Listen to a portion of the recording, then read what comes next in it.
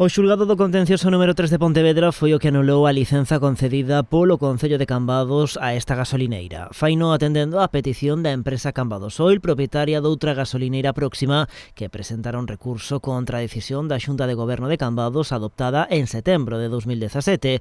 Todo está en orde, pero falta un informe xurídico que avale esa licenza. As cuestións técnicas, digamos que están todas favorables polo que se desprende da sentencia. A sentencia único que di é que a falta de ter un informe xurídico que avale esa licencia, pois entende que incumple a lei do solo de Galicia, que exixe a parte de haber informes técnicos un informe xurídico e, polo tanto, desestima a concesión de licencia. Non por unha cuestión técnica, non entra a valorar si técnicamente se incumple a normativa. No fallo, o xuiz tamén pon sobre a mesa que o expediente remitido polo Concello carecía de índice completo no que poder constatar que documentos se incorporaban e cal era a súa orde.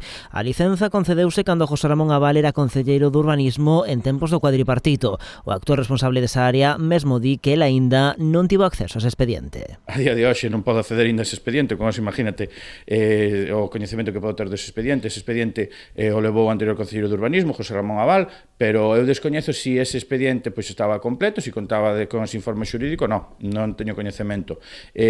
O que sí é certo que ese informe xurídico quen o dicta é o secretario, quen inclúe os asuntos na orde do día da Xunta de Goberno local. Xurxo Charlín entende que pode haber dúas posibles explicacións: ou ese informe xurídico non se incluíu, ou se chegou a incluir non se aportou ao xulgado. Avanza que no Concello van a actuar con cautela. Nós o que faremos é valorala na próxima Xunta de Goberno local, estimar si dentro do Concello pois se vai a apelar esa decisión do xulgado. Ahora mismo temos que ser cautos, porque aparte un litixio, digamos, entre competencia de dúas empresas de gasolineras e que afecta tamén o Concello no momento que se lle concedeu esa licencia. Charlín, con todo, salienta que a sentenza en ningún momento pon en cuestión a concesión da licenza, senón que só fala dun fallo formal de procedemento.